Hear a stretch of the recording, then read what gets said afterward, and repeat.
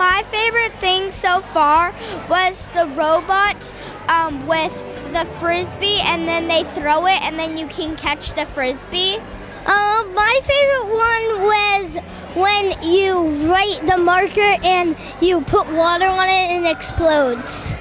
I learned that you can try new things, and every station is different, and I like that it gives students an opportunity to try things new.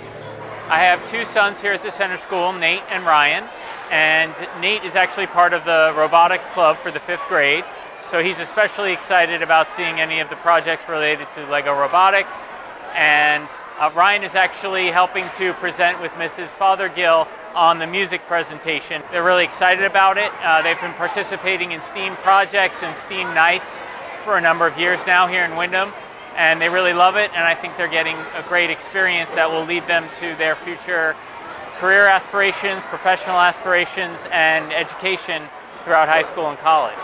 So I think over the last couple of years, with the promotion of STEAM and new programs and different things, we've been able to do a lot more with it and really focus on kind of that inquiry and letting the kids discover some things for themselves, which has been great. So it's really not just about saying, here's the answers, read this. It's about that hands-on learning and allowing them to figure out, how can I solve this, and then analyze those results to come up with a conclusion. I think the beauty of this is that it's happening at the lower levels of the elementary school, whereas they progress through the upper elementary, middle school, and into high school, it'll continue to generate more and more interest and more participation with the kids, so that by the time my child in another 3 or 4 years or so gets to the high school, she'll have a much deeper understanding of STEAM and hopefully a greater participation in events like this. In my peer group of folks outside of town, they comment to me on what we're doing educationally here in Windham with the sciences and with STEAM, and how it's developing more of an interest in STEAM in girls in particular. Things that they're not seeing in maybe in their own communities as much. So it seems to me like Windham is leading the way in that area. So I'm just excited that my kids get an opportunity to benefit from that focus. I learned that every living thing has DNA.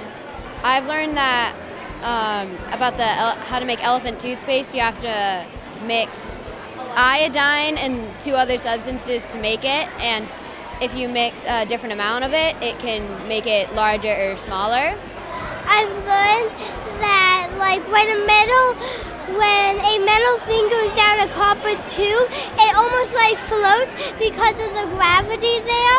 The shorter a string, on the metal thing, the shorter the string, the faster it goes, and the longer the string with the weight, the longer it takes to go back and forth. This is a great way to test out robotics. It's a great way to test out learning about statistics, math, engineering concepts at an early age that they will apply in the future. It's much more inviting as a 4th or 5th grader to learn about Lego and how that applies to engineering concepts than when you're 18 and going off to college and only hearing about it for the first time. So I think the Windham School District is doing a great job of preparing our kids early on for many concepts they'll be using in the future.